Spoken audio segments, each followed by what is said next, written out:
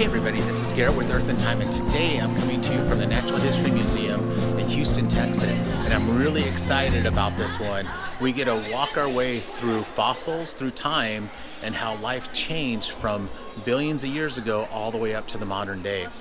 I'm standing in front of a pretty unique display I'll talk about later on once we get back to this time period. With that being said, let's get to it. Welcome to the Permian Hall of Paleontology, where, I like this, we're going to take you on a prehistoric safari and take a look at how life has changed through time and look at fossils through time. So this exhibit is set up from the earliest life all the way up to the modern day. So we'll see on the bottom, it'll actually talk about geologic time.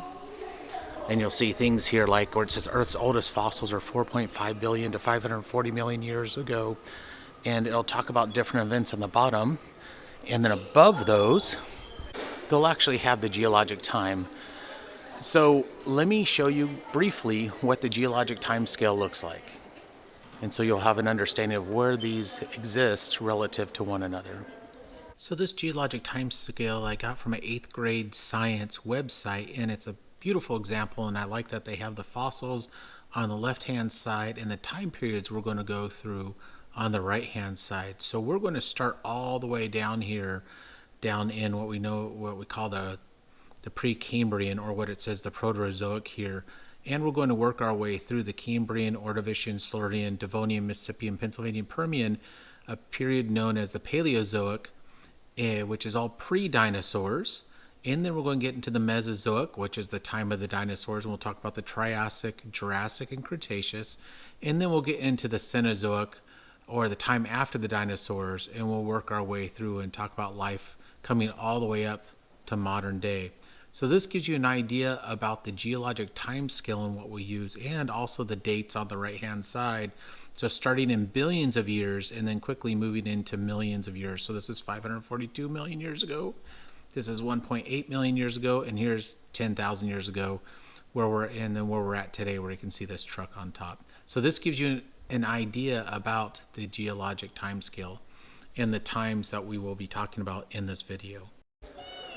So starting with the earliest life forms during the Precambrian, we have what are called stromatolites, and these are basically blue-green algae. Stromatolites exist today, and we can see examples of them actually in a number of places, including in Shark Bay in Australia, where we can see saltwater varieties of these stromatolites.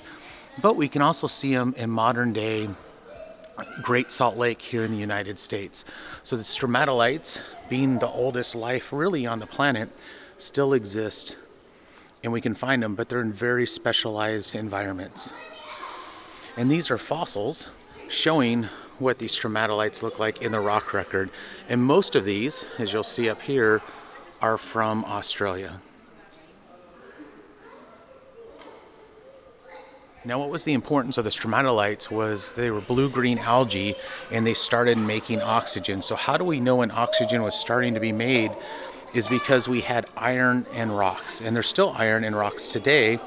And in order for iron to oxidize, you need oxygen. So they can find areas like this rock from Australia where it's what's called banded iron, and we can see that's been oxidized or turned red, as opposed to what we generally think of iron looking like. From stromatolites, you start getting into early forms of organized life, or things like jellyfish. And so here are some fossil jellyfish that are somewhere around between 550 million to 600 million years old. So check that out. Really, really unique and neat to see.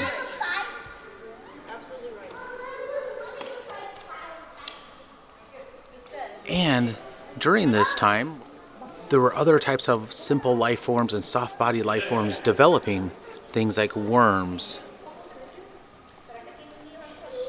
and what are called metazoans. So from the Precambrian, we step into the Cambrian, or about 500 million years ago, and this really was the time of what are known as the trilobites. And what is a trilobite? Well, it's an arthropod, and really you can think of it as an underwater pill bug for those of you who've played with those, so they can even roll up into a ball. But this is an example, a model of what one of those would have looked like. So here's what the top of one of those trilobites would look like. You can see they have armor, and we'll take a look at a lot of different examples of them here shortly. And you can look at all the feet underneath. So it really does remind me of what we used to call pill bugs when I was a kid. Now, how do they know all this information about a creature that lived 500 million years ago? Well, it turns out there were so many of them, and because they lived in the ocean, they were actually pretty well preserved. So we have all different kinds of species of trilobites. And so these are some of the earliest examples of a hard-shelled or hard-bodied organism. And you can see all the different varieties just in this first display, and we're going to literally see probably hundreds of these by the end. Here's a nice example of two smaller ones with a larger trilobite. And here's a very large trilobite. Here's my hand for scale. So you get an idea of just how big some of these creatures could have been. One of the most interesting parts about trilobite is some of their decor and what they had for defenses. So you can see how some of them have spikes. And paleontologists painstakingly carve these out of the rock. Pretty amazing, right? And here's another one. And you can see the detail. And so they probably had to develop all these spikes to protect themselves from predators. And we'll talk a little bit about what kind of predators were around for trilobites. Predators like the Anomalocaris. And so these were the trilobite hunters and killers. And so trilobites had to continue to what they called an arms race, really. Predators had to get smarter and have new attack methods, and prey had to find a way to defend themselves better and better. One of the great displays they have here is what did the early Cambrian oceans look like about 540 million years ago, and they actually set up basically a digital aquarium, which is pretty amazing, where we can take a look at what they think life looked like from this time. So how do they know about this period? Well, there's a place in Canada called the Burgess Shell where they found a whole bunch of these soft body organisms from the Cambrian. Now, we've seen a lot of trilobites so far. However, there's so many more types of interesting life. Things like this guy, and you can see early forms of maybe clams there, and hopefully we'll see some trilobites. Look at this. So they found soft body versions of all these different organisms. Pretty cool. And you can see there's jellyfish on top as well. This is a truly amazing display, and I've never seen anything quite like it. Oh, and here comes the trilobite. There's the trilobite working its way across. Here's the Anomalocaris, and this is what most likely ate the trilobites, and why it was important for them to be armored. Here's the trilobites running from a predator, and look, he's going to get one. He's going to have one. Look, he got a trilobite. So it gives you an idea about what the top predator was during the Cambrian. From the Cambrian, we get into the Ordovician, which we still have trilobites. Now, we saw some of those predators in that last video. Prey had to find a way to defend themselves better and better. So with trilobites, they did that through their spikes that we saw earlier, as well as being armored. And they also had eyes. And here's a display with some early trilobite eyes. Look at those. They had eye stalks so they can see the predators coming. Here are more examples of what eyes look like on trilobites. So they had armor, they had spikes, they can roll into a ball like a roly-poly, and they had eyes so they can see the predators coming. So trilobites were long-lived in what we called the Paleozoic. So that was really the broader time of the time before the dinosaurs. So the Cambrian, the Ordovician, and what we're going to go into, the Silurian, Devonian, Pennsylvanian, Mississippian, and Permian, all were part of the Paleozoic, or the time period before dinosaurs. And you'll see that trilobites were so abundant, and this is a nice display of a lot of trilobites of all different sizes, and all rolled and tucked for protection. So now we come to the Silurian, and we get to see one of my all-time favorite marine animals, and that is what is known as a eurypterid, or a sea scorpion. And now you can see why they call them sea scorpions, because of the claws And you can see the tails with what looked like a stinger at the end. And they have a giant version of one of these above me. I like that they have life-size models of many of these fossils. So there are other life forms besides trilobites and sea scorpions, and so these are actually from the Ordovician again, but nautiloids start developing. And what are nautiloids? Nautiloids are basically squids that live in shells.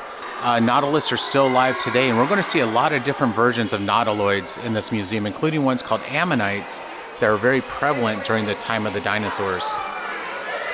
Here's a nice picture of one of the nautiloids I was talking about before.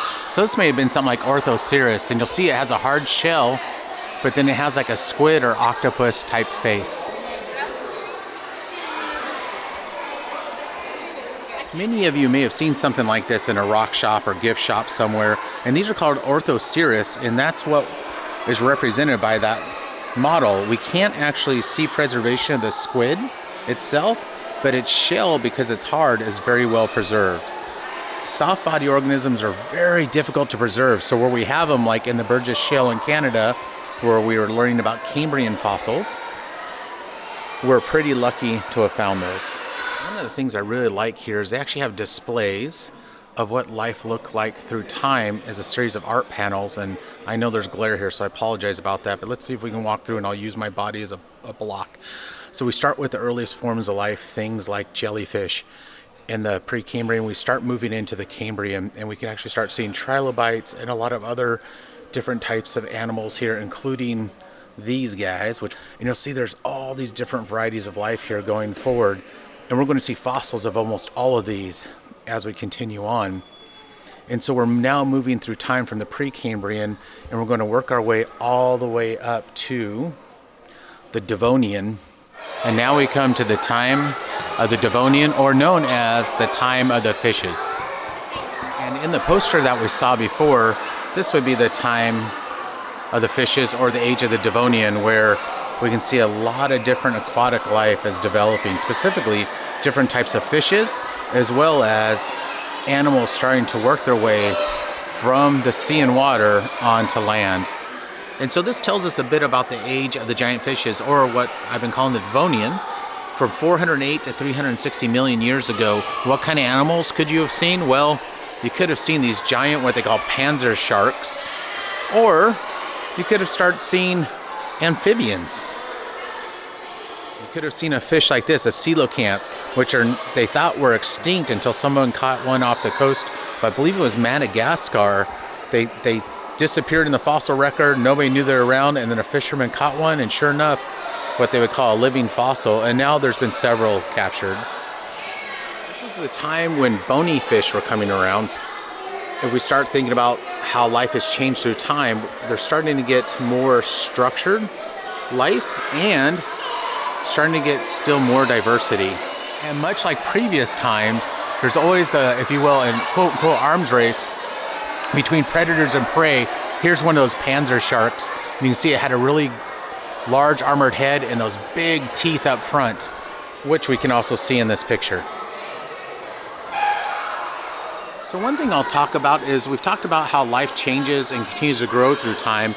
Well, we also have other events on the other side, if you will, the yin and yang of each other, and that is extinction events. So there's been a series of extinction events in Earth's history. One of them was in the Devonian, so the end of the time of fishes.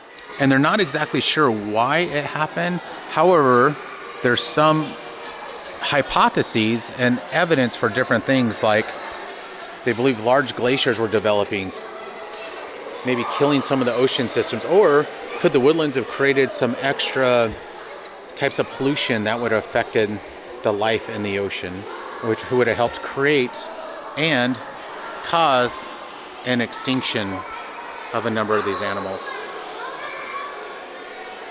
From the Devonian, we start getting into what's known as the Great Coal Age, or the Carboniferous, from 360 to about 290 million years ago. And this is a time when plants were flourishing, insects were probably flourishing, there's evidence of that, and early landforms like amphibians were starting to flourish.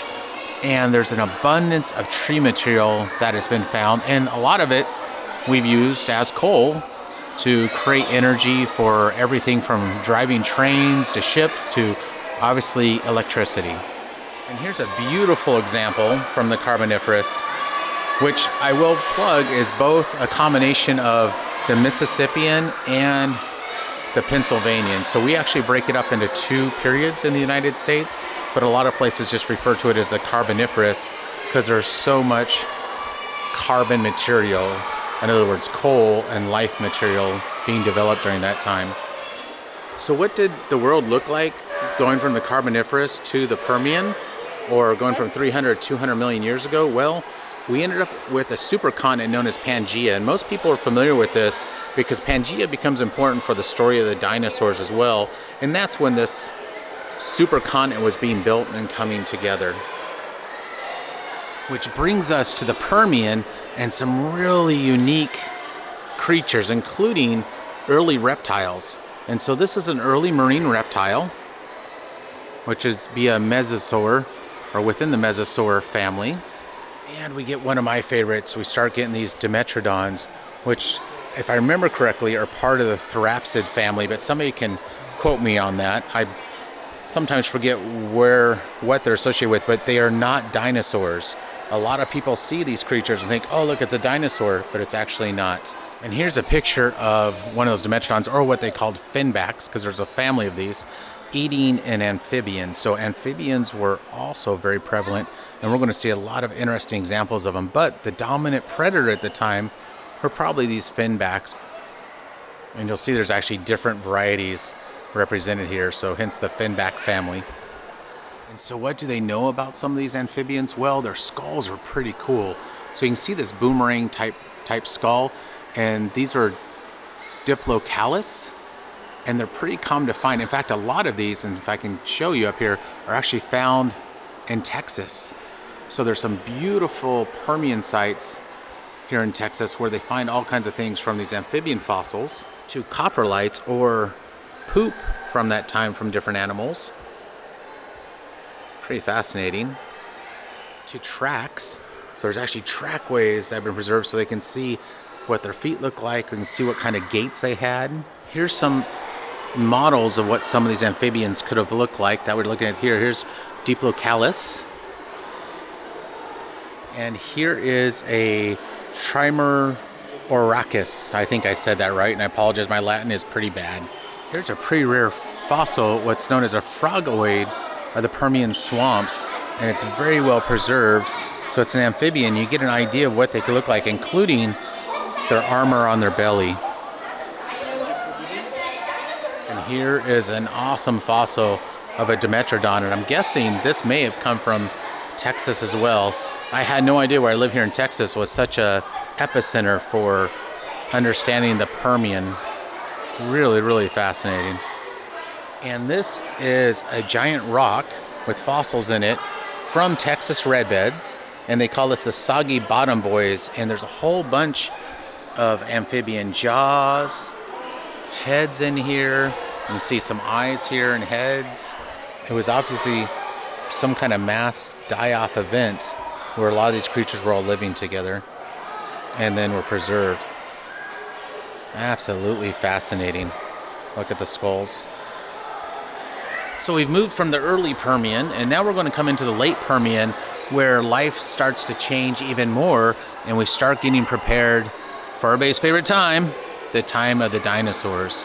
And with that, creatures called gorgons started ruling the land. Gorgons were large creatures that I believe these were therapsids, so they're actually early mammalian ancestors. And they were the first saber-toothed creatures that we know of on Earth. And they were the apex predators as well. And here's a little bit more about that. That 220 million years ago, before the saber-toothed cats, there were these gorgons that were saber-toothed predators that most likely ruled a lot of the late Permian. That is really impressive. A gorgon. And I know we've been very focused on land. We won't forget about the ocean. trilobites were still around during the Permian, although I think there are far fewer by this period of time. So they had a really, really long run as a type of life. Now, trilobites are extinct, and they'll go extinct here when we start with the time of the dinosaurs. Which brings us to this panel talking about the extinction event, or the time of the Great Dying. Probably the largest extinction event, I believe, in Earth's history, and that was at the end of the Permian. So life took a real big hit, and why that happened? There's a lot of questions about it. Here's that end of Permian, 252 million years ago. Time of the Great Dying. Which leads us to the Triassic, which is 250 to about 200 million years ago, and we're into the earliest time that eventually becomes known as the whole period, known as the Mesozoic, which is the Triassic, Jurassic, and Cretaceous, which collectively becomes known as the time of the dinosaurs. So this is a Triassic predator from Post, Texas. That's pretty cool. And it's known as Postosuchus, which was the apex predator of the Triassic ecosystem. Here are fossils of both those. There's the Postosuchus on top. That's the meat eater. And here is the Desmatosuchus. Other things living during this time were big crocodilians, and we can see the picture in the background of the big crocodilian. And check out the size of one of these early amphibian skulls from the Triassic. It's bigger. I know scale's hard to see, but it's like twice the size of my hand if I was able to put it right up against it. And this is from a modern day giant salamander. So you get an idea how big these amphibians were. And here is a dinosaur track. So this is from what's some kind of theropod dinosaur known as Eubrontes. And if you go check out my video where I went to the St. George Dinosaur Trackway or Johnson Farm Trackway in Utah, I'll link that up here. You can actually see more about these trackways where they found them in Utah. These are actually from Massachusetts. So from the Triassic, we're now going to start to get into the Jurassic. And of course, Jurassic has probably the best press ever because of Jurassic Park. And we'll talk about some of the life during that time. But they actually start here by talking about what was happening in the oceans at this time. We've seen a lot of life in the oceans, specifically in the Paleozoic. So looking from the Cambrian, Pre-Cambrian, all the way into where we were looking really in the Devonian, the time of the fishes. Now let's see what life was looking like during the time of the dinosaurs in the oceans. And here's a nice view of the oceans during that time. And one thing I want to point out here is these are ammonites, so nautiloids. And here's another one here. So we'll see some nautiloids in a little bit. These are ichthyosaurs, which are reptilian dolphins. So they're actually reptiles, but they look a lot like dolphins. These are some kind of plesiosaur back here, which were kind of like the whales, if you will, or maybe mosasaurs were more like the whales, if you will, of the time. And these are crinoids coming down that look like flowering plants. We'll see some of those. And then, of course, there were still things like fish that were around that these creatures were probably feeding on as well. So this is a nice display of that. And look, they even threw in some kind of saltwater crocodilian in there. So we'll take a look at some of these fossils coming up. Here is a nice small kind of plesiosaur, one of those long neck reptilian marine animals. And here's a crocodile. Now it's hard to tell the scale of this as I'm panning through, but this is probably close to 12 feet long, 15 feet long. It is massive.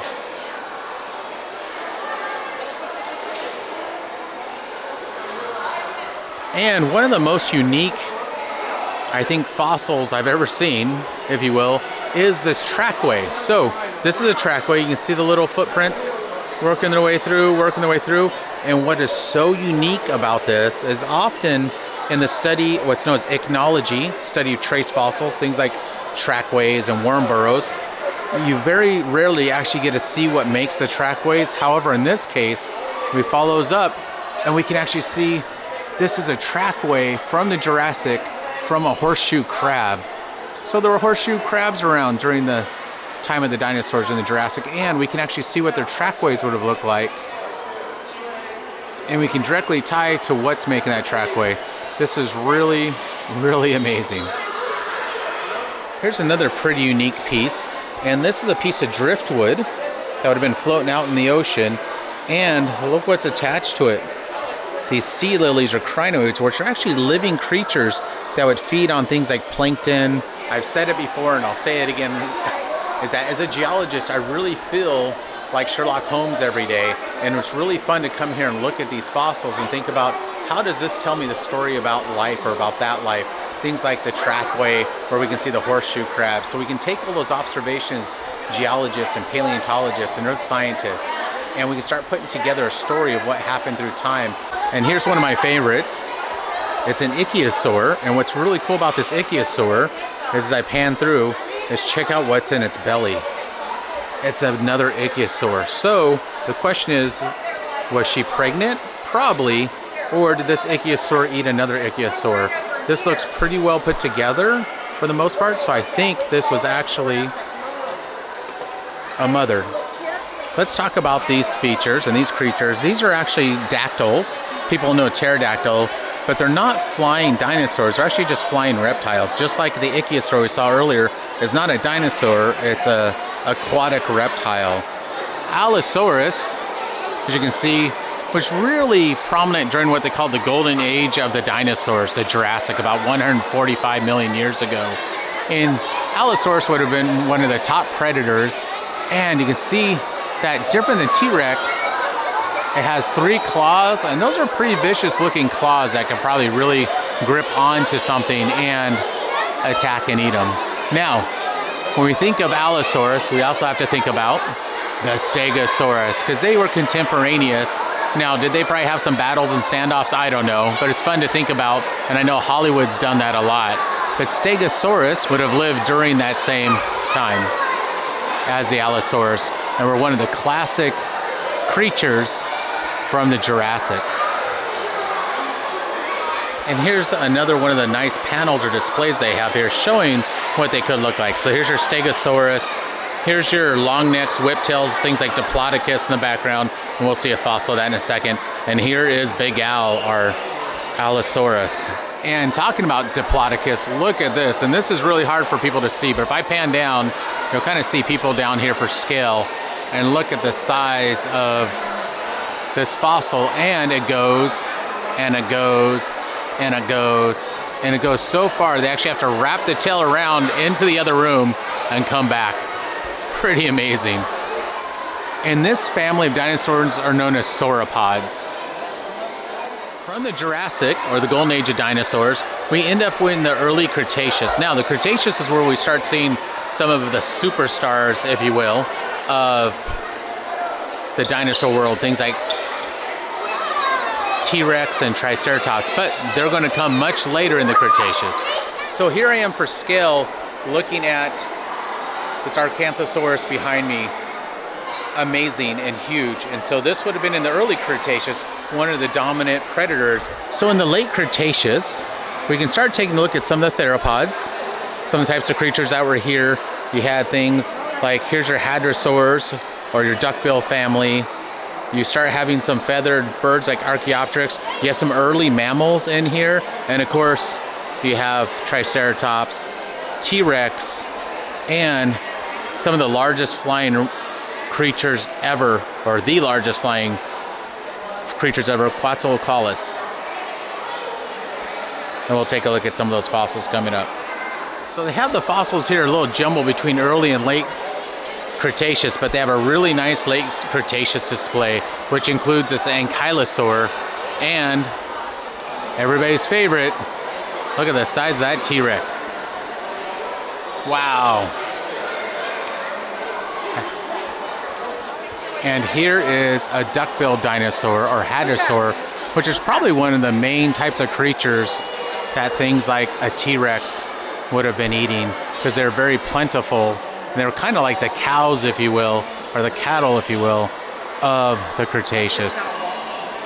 And one of my favorite views in the entire museum is this T-Rex charging towards this Triceratops. And you can see the size of these with the people that are around here. They are absolutely gigantic. I'd imagine every step would have rumbled the earth. So they have a lot of T-Rexes here, probably the most I've seen in any single museum, which is very exciting. And they also have a lot of the largest flying creatures of all time. And you can see people for scale again here. And these are Quetzalcoatlus. Amazing reptilian flyers, and probably dominated the sky at the end of the Cretaceous. So this is an amazing fossil, and this is actually from the early Cretaceous. So we've jumped a little bit in time, but they have this right in the Jurassic section, and that's showing feathers on dinosaurs. So there is a distinct link between birds and dinosaurs. In fact, birds evolved from dinosaurs. Really cool. So every time you have chicken or chicken nugget, you can say, hey, I'm eating a dinosaur. So here is an early mammalian predator known as Didelphodon, I believe is how you say it. But this would have been running underneath the feet of the T-Rex and the Triceratops, but was an early mammal that lived during the end of the Cretaceous. And you can actually see there's some kind of pterodon or maybe Archaeopteryx type feature, early bird. One thing we didn't really talk about is the evolution or how sharks came to be or when they came to be. So you have to go way back to the time of the age of the fishes. But here's a bunch of shark teeth from the Cretaceous. And here are a bunch of the shells. And you'll start seeing shells that don't look too different from other things we see today. Probably the most plentiful fossil that we see during really the Mesozoic, the time of the dinosaurs, in the ocean are these ammonites. So these ammonites were quite prolific in the Jurassic and Cretaceous, and even the earlier times of the Triassic. And these were coiled nautiloids. So like the nautiloid we saw earlier that had this squid coming out of it, there would have been a squid coming out of the bottom of this, much like we have modern day nautiloids or nautiluses, and it would have lived within this chambered vessel and would have moved around eating things, fish, probably other crustaceans and things, but they came in a large variety, and some of their spirals are quite ornate. All these suture patterns, and you can see how different each of these could look. Some being very plain and some very, very ornate. And some with interesting coils as well. And then came the most famous extinction event, and that is the end of the time of the dinosaurs. So about 65 million years ago, a meteor impact hit close to what's present day Yucatan Peninsula and started the demise and end of the dinosaurs in a very, very quick way. But this allowed the rise of a species we're all very familiar with, the rise of the mammals. And with that, mammals start developing. Now, there were mammals under the feet of things like T-Rex and Triceratops that we saw earlier, but because of the die-off of the dinosaurs, mammalians are able to rapidly change and come in many, many different varieties, including this. This is a lemur fossil from about 50 million years ago. So it gives you an idea that even primates and proto-primates were starting to come into existence at this time.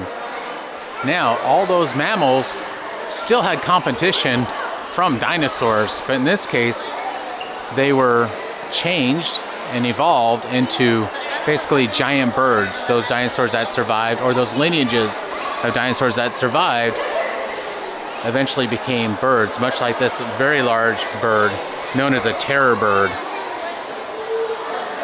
And here's one of the largest mammals in the Eocene. It actually was yet another saber-tooth. In fact, they say this is the largest saber-tooth type animal that ever existed. However, what's interesting about it, it was a plant eater. It was not a carnivore, which so often other saber-tooths became. So there's a formation called the Green River Formation. It's basically a giant Eocene lake that existed in parts of Utah and I believe Colorado and Wyoming, and in this big lake, there's a lot of fossils that were preserved, and we've been able to learn a lot about that early life post the dinosaurs from the deposits there in Green River. And these are some spectacular fossils from that area. This one actually is a proto-horse. So horses evolved here in the United States along with camels, and this is actually from the Green River Formation as well. So this is a horse, or a proto-horse, that died at the lake. And here's another look at what this environment would look like in the Oligocene, immediately after the Eocene, from deposits in the Dakotas I was mentioning before, and give you an idea about what they call these killer boars. You have some early, types of cats that look like they're saber-toothed. You have some early types of horses here as well. Some kind of maybe early raccoon relative or marsupial. Pretty fascinating. I'm going to come back to this because there's a species called orodonts that no longer exists, that were a type of mammals. They were kind of a cross between a dog and a deer. And there's an example of one here and an example of one kind of over here. But orodonts were very successful in the Oligocene time period going into the Miocene, but they don't exist anymore. So I wanted to show what they look like and show a fossil of one here. And you can see almost have a canine or almost feline type face, and then that's what their body looks like. From the Oligocene, we still get closer to modern day and we come to the Miocene. So we started the Eocene, went to the Oligocene, and now we're into the Miocene. And now we're starting to see what we saw were some of those other proto-horses that are much smaller, but here's yet another horse. But this horse is standing about 6 feet tall, and it starts giving you an idea of how horses change through time. And this is a little bit about this. So this was from about 16 to 13 million years ago. These horses were continuing to change and develop into the horses that we know today. One of the things to see is check out, we know horses have hooves today, but we can actually look at the change of horses through time by looking at their feet also. Look, they actually had 3 toes. And you can see where that central hoof would eventually become their central one big toe. Pretty cool to see that and see how life changed through time. And as is a common theme here, so we talk about what's happening on land, but things were still happening in the oceans. There's some pretty unique things happening, specifically in the Miocene, and that is this big dude here, the megalodon, which thanks to Jason Statham, we don't need to worry about anymore, right? Pop culture reference for those of you who haven't seen that movie. You also have some large, check out this monster scallop bed. Wow. That's preserved from the Miocene as well. And the Miocene, for those who want to know the time period, goes from about 23 to 5 million years ago, so getting pretty modern. And we've talked about proto-horses, we'll talk about proto-camels, but here's a proto-elephant, early elephant ancestor, about to get eaten by a megalodon. And the only reason we know about megalodons is because we have their teeth. And here is a proto-rhino. So one thing that you'll notice different is a lot of early rhinos actually didn't have a single horn. They actually had big tusks that they'd use to defend and attack other creatures with, which I thought was really interesting. I didn't know that. And then we come to the Pliocene, Pleistocene. And one of the first things we can talk about are the early relatives of the giraffes here. And probably the closest thing to this creature that's still around today is actually the okapi, which you can see in a lot of zoos. So that's probably the closest thing to what an ancestor to a giraffe would look like. But here's an example of that. And again, these were not in North America. These would have really evolved in Asia and Africa. However, what we did have here in a time known as the Pliocene and Pleistocene are the large saber cats, the large cave bears, the giant ground sloth, which is about 15 feet tall here or so, absolutely huge. Armadillozilla, or Glyptodon, which is a giant armadillo.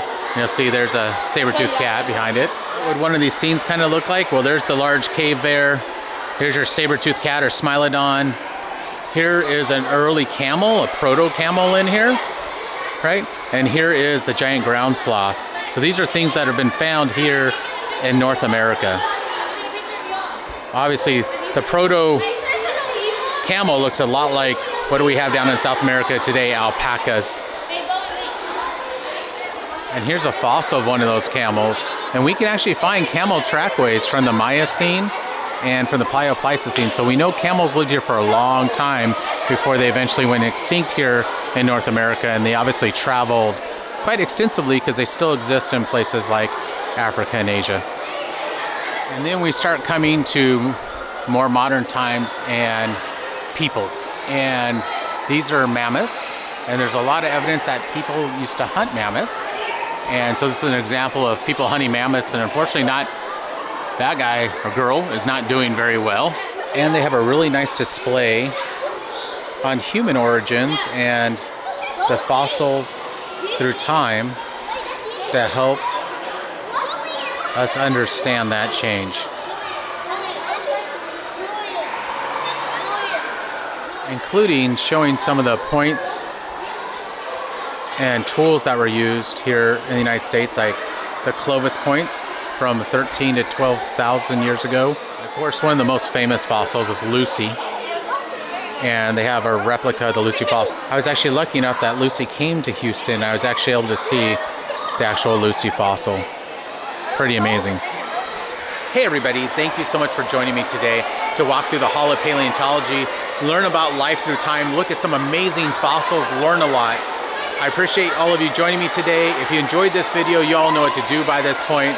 So I hope to see you all in my next adventure, and take care. I'm gonna go ahead and leave you all with looking at this amazing aquarium.